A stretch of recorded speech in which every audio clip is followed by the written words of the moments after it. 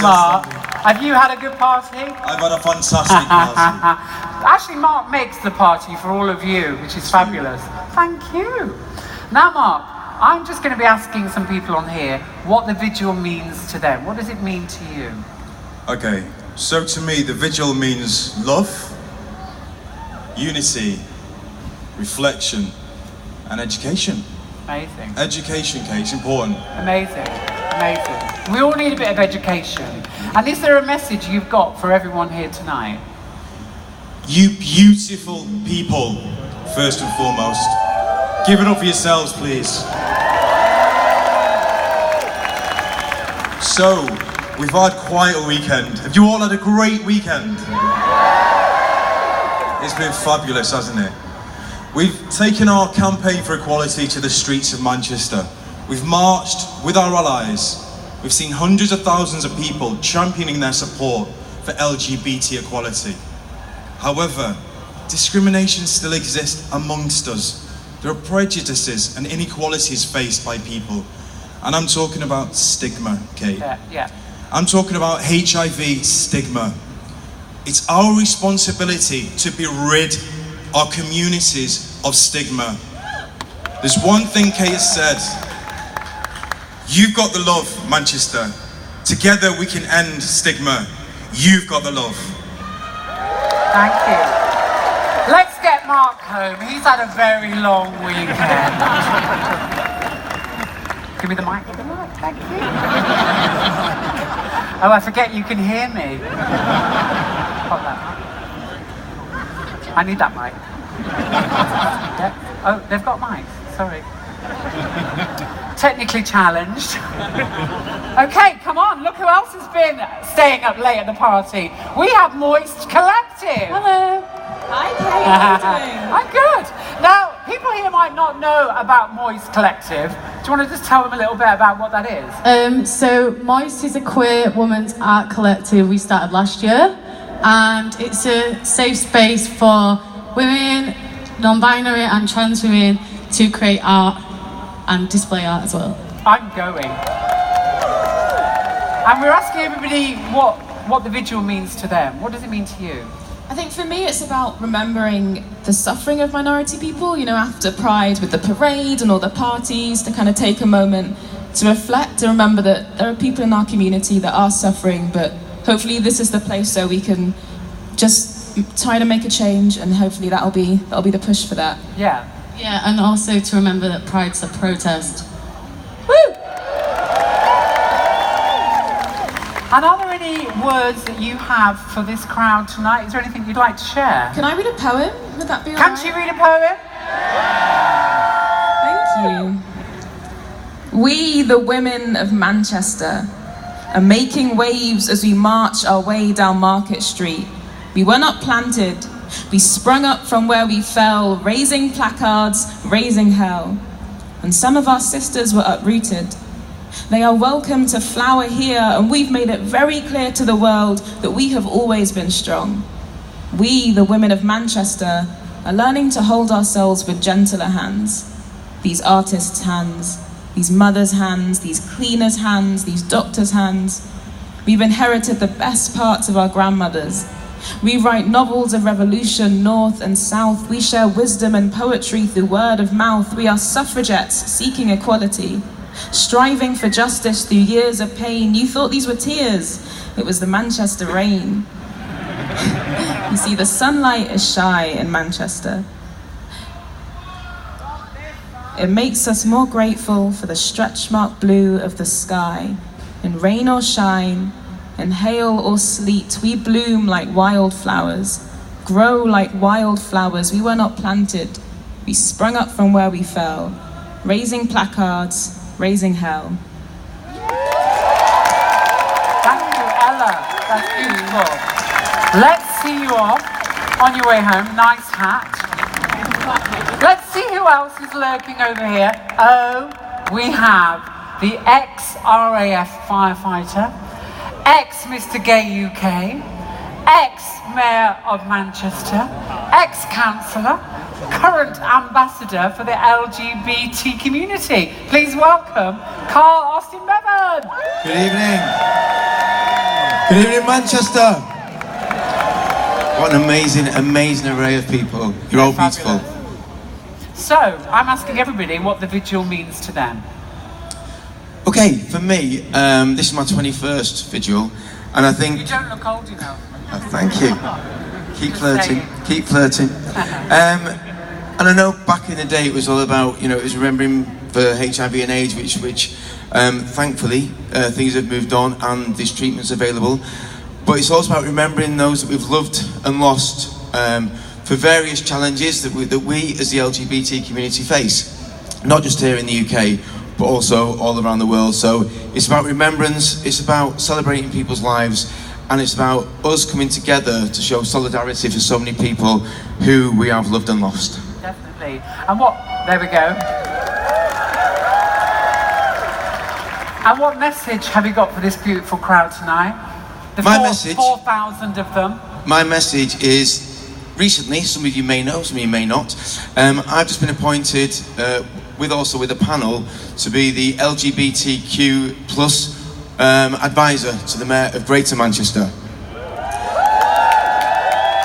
I think one of the things that really stands out for me is the fact that Andy Burnham, and for what he fully believes in, is about making sure that the LGBTQ action plan is actually delivered. And there's challenges there, but I'm willing to work on them, and I will put everything, and I can guarantee I will give my heart and my soul to make sure that I deliver for us as a community here across Greater Manchester when we're dealing with inequalities, not only with education, with the NHS, with the workplace. I will do everything I can possibly do to make sure I deliver for you. Amazing, thank you. Let's get you home. Oh. So, I mean, who have we got here? Only my favourite butch of Manchester. Can I guide you on stage? Louise Warwin, everybody. MBE, just saying. Looking very sharp this evening, Louise. So Louise, as my favourite butch, I'm wondering, what does the vigil mean to you? Wow. Well, since 1991, I've stood where you are. I turn up every year, usually alone, and I stand in silent solidarity with my gay men, mine. I've lost people this year, and so it's absolutely amazing to be here in front of you. I'm going to join you at some point right there, because I usually stand somewhere near Alan Turing. Thanks. Does that answer your question? I think it does beautifully. So, and what message do you have for us this evening? Can I just say one thing? You all look gorgeous up here. I'd marry the lot of you. Because apparently with me MBE, I can now get married in St. Paul's Cathedral, so... Oh, come on! Everyone welcome. I've always wanted to get married in that cathedral. I can't say that I have, because that's rather heteronormative, but, you know, why not? Okay. What I want you all to do now, please, is look around you. Is there someone alone? And if they want to be held, hold them. Let me see you all holding on to each other now. Come on. Hold on to each other.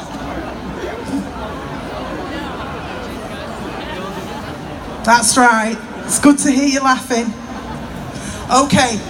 I have a very simple message that was given to me 10 years ago on the day of World Peace, which is 21st of September.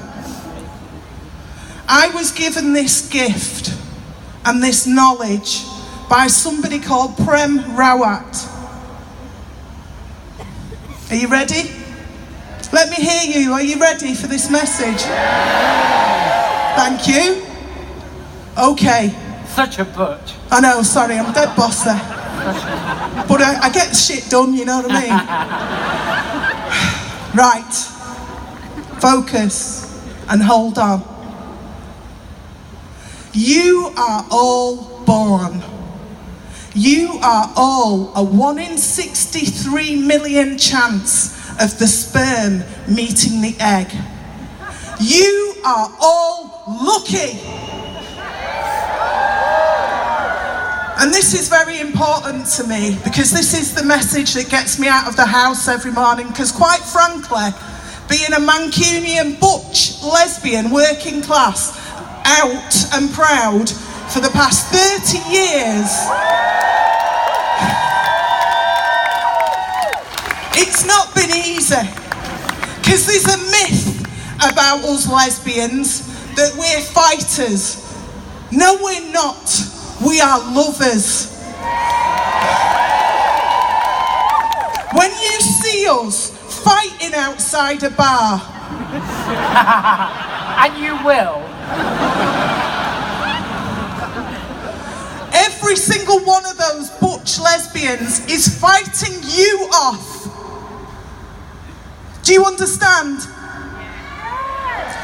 We are so fucking traumatised with being out and proud, but we've done it for you, so you can be here, okay?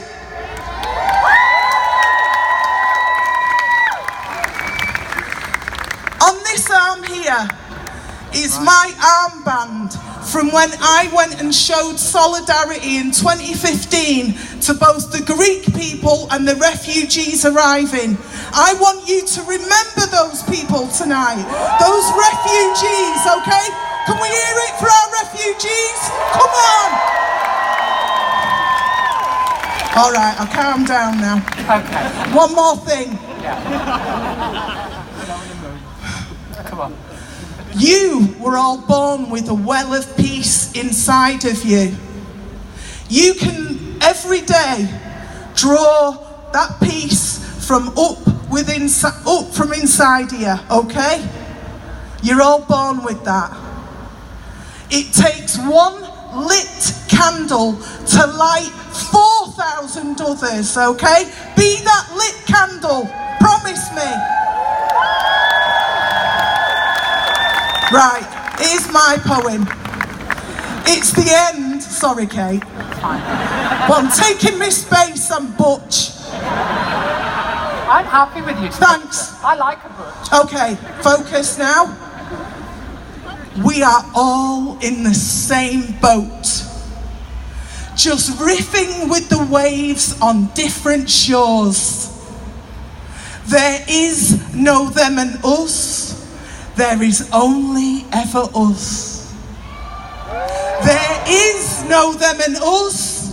There is only ever us. There is no them and us. There is only ever us. I love you. I love you. Thank you, Louise Warwin. Yeah.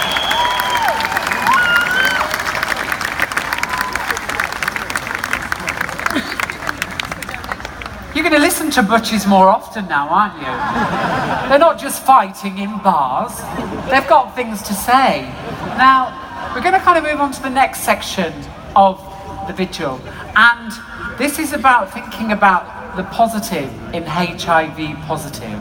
And we've got some people that are going to come and share their experiences and how they've kind of taken their HIV status and turned it into something positive and universal. But before we do that, I want to kind of bring someone on stage who's going to talk about something positive that's going to be happening to Manchester, and that is Andy Burnham. Hello there. Hi, Kate. Come in. Evening, everybody. Having a good Andy weekend? Burnham, everybody. From Manchester. In case they didn't know, they've had a very long weekend. Yeah, they're looking good on it, though. Yeah. Looking good. So you've been to the vigil before? I have. Yeah, and I have. what does it mean to you? Well, I'm really privileged to be here tonight because I couldn't be here in the parade on Saturday. I had a commitment in London. But it's great to be with everybody. And I just wanted to say, you won't escape me in the future. I will be back to cramp your style, Pride, with my dad dancing next year. Great. So. You're more than welcome. Oh yeah. But the Vigil, well, it's the best way to end any great party, isn't it? Yeah. Before everybody goes their separate ways, it's right to come together and just be together, be with friends, loved ones, remember those who aren't here, and I'm sure people are thinking of people who they wish were here but aren't here. Yeah. Think about all the great things that we've achieved over the years, particularly as this city, the home of the LGBT rights movement. Yes. All the way we've come. It's amazing, isn't it? And you've done that. All of you out there. That's your success, your progress. But of course, as Carl said, we've got to look at the challenges ahead, and there are many of them out there.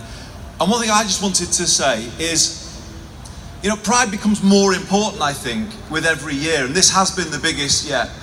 But we're living through a time where everybody's spending their life behind a screen, and it seems at times as though everybody's trying to find arguments with each other, find division with each other. And Pride is, in the present, a brilliant, vital, vibrant celebration of our common humanity, and it becomes more and more important in these fractious times that we're living through. So I want to thank the Manchester Pride Committee, the Village Angels. All of you have made this wonderful event what it is. Thank you so much.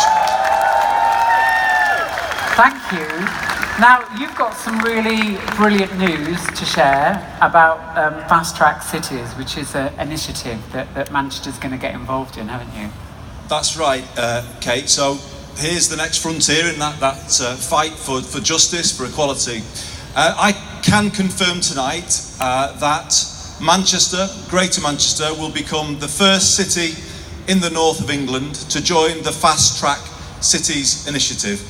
That is a commitment to end the epidemic of HIV by 2030, to make it history in our lifetimes, Pride. Let's get right behind that. And it's not all about far-off goals in the future. As part of signing up, we are saying as Greater Manchester that we'll commit to the 2020 milestones as well. And that is what they say, 90, 90, 90. 90% of people with HIV being aware of their diagnosis, 90% of people with a positive diagnosis on treatment, the treatment that they need, and then 90% on the right treatment so that they can reduce their viral load. That's the commitment that we're making. We're putting money behind it. We've got health devolution to make it a reality. Pride, that is my commitment to you tonight. What a gift. What a gift. And what do you think is going to be the impact on Greater Manchester of that for us? Well, we do have a challenge because rates are higher here than they are in other parts of the country, higher than the England average. So we do have a challenge, so it's the right goal to be setting. But we've got the right ingredients. We've got health devolution, as I said. We've got all public bodies, all councils, the NHS, everybody signing up to work with us on this. We have the best voluntary organisations in the country. The LGBT Foundation, shout out for the foundation. George House Trust, the Albert Kennedy Trust, the Proud Trust. You're all out there somewhere. We couldn't be luckier actually here in Greater Manchester to have those partners in the voluntary sector. And we are the first place in the country with, as you've just heard, an LGBT ambassador, advisor, who's going to make sure that we make the progress, who's going to challenge me and hold me to account. So Carl, big it up for Carl. He's going to do a great job. I think let's big it up for Manchester. Yeah, absolutely. You know, that's why we came to party, because we know it's amazing. That's brilliant. Thank you so much. You're welcome, Kate. Thanks for having me. Let's hear it for Andy Burnham. Thank you, everybody. Have a great time. Thank you. You're okay. So, I promised you that I was going to invite two people up here who are HIV positive, and they're going to talk to you and share their experience. But I really want you to remember all that love that we've created. I want you to give that to them as they come up and share. Because we can kind of take it for granted that people who step onto this stage and share some of their most intimate stuff with what is basically strangers, that's some kind of insanity, actually. But these people do it for you. So please welcome on stage Greg Owen. Hello, Manchester. Oh, wow. It's a little bit overwhelming. Hi. Okay, stop. Right, I just want to pick up on something Andy said before we go any further, because he missed the key message, not his fault. People living with HIV on effective treatment who have an undetectable viral load cannot pass on the virus to their sexual partners, even without a condom. Tell your friends. Fun fact, partner 2 data came out. You would actually have to have condomless sex for 435 years before there would be a chance of a single transmission. Don't know about you, but I'm game. Right, okay, let me get on with my actual scripted speech. I normally wing it, but I want to say some important stuff tonight. So I run a website called iwantprepnow.co.uk. Oh, you know it? Hey, girl. So that website facilitates the safe purchase of genuine generic PrEP. Now, PrEP stands for pre-exposure prophylaxis, and what that is an anti-HIV medication that, when taken as directed, offers almost 100% protection from HIV, regardless of your sexuality or your gender identity, and regardless of the sex you have. So, that's the shop stuff done. So I'm here apparently to tell you a little bit about me and living positively with HIV. And it's kind of funny, when Kate first called me to speak at this event, and we had a little chat about maybe what I would say, she said something along the lines of, and I'll read, well, I was Googling being positive about being HIV positive and you popped up in the search. Yeah, I actually lolled, like I laughed out loud, but to be perfectly honest, I was just really grateful that she hadn't come across my back catalogue of grinder pics and sex tapes. And seriously, I get a little bit nervous when people say, I Googled you. Okay, where am I? Okay, so I guess my journey to this point, to be standing in front of you, is somewhat unusual. It was certainly unplanned. So on the 11th of August 2015, I posted on Facebook that I was going to start taking PrEP. So I went to the clinic the next day to get my HIV test, and 20 minutes after arriving in the clinic, I was diagnosed HIV positive. And that was the moment that my life changed forever, but not in the way that you would think. But because I disclosed very publicly on social media the very next day on Facebook, and it went a little bit viral. And people then started to ask, what is this PrEP stuff? And why would it have kept you HIV negative? And that was the inspiration for I Want PrEP Now. So we launched on the 19th of October. And to date, we have had over 400,000 unique visitors with almost 1.5 million page views from almost every country in the world. And I keep oversharing on social media because I know it makes a difference. Here's a little bit. So Kay asked me to share some stuff about me, and I find it hard to talk about me, genuinely. So I went back on Facebook Memories and I found what I said on the year anniversary of my diagnosis. Here we go. Today is 1 year since I got a HIV positive diagnosis. And I don't know what I was expecting to feel today. Maybe some sort of poignant, even melancholy acceptance. Overall, I feel a great deal of pride, a real sense of achievement, and quite a lot of gratitude for being so lucky and fortunate. I feel very glad that I shared my story so quickly, and proud of the subsequent awareness and momentum my situation created for PrEP. But there have been a lot of tears. Mainly, they've been good tears.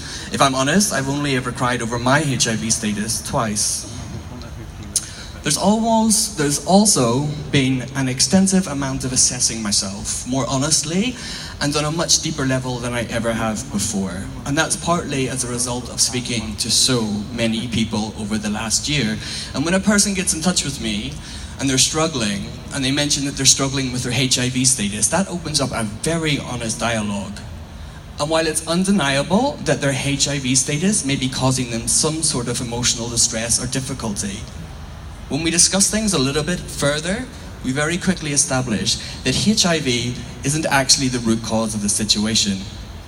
It's quite often something deeper that is difficult to identify or to talk about or to deal with, and we all know how that feels. So, as a result of going through that process, and that experience in supporting others, it's made me ask myself the questions too. I've started to ask myself, why?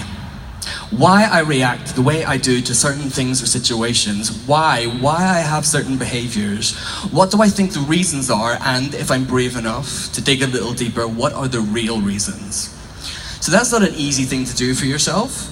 It's certainly worth it, but it can be a little taxing sometimes. So having an awakening of sorts and being hyper aware of yourself, I'll tell you it's both liberating and empowering, but can also be a little daunting and on occasions painful. So ultimately, for me, it all comes down to this. No matter what guise the things I discuss come in, the bottom line is it all comes down to the fear of disconnect, of not being loved, and it really is that simple. So if I've learned anything this last year, it's that we all need love, and we all have the capacity to share love, to receive love, and to gift love. And so that's what I will try to do more of this next year. Invest in and trade in love. And not be afraid to say, you know what? I'm struggling, and that's okay. We'll get through it. I'm almost done. That's the end of the post. I'm almost done. Speaking of struggling, it has never, ever been more important for us to stand up for our trans and non-binary siblings. Yeah. So while I don't speak for everyone and every letter of our rainbow acronym, I will on this occasion be so bold as to say the L and the G and the B need to stick up and stand up for the T. Because trans rights are human rights.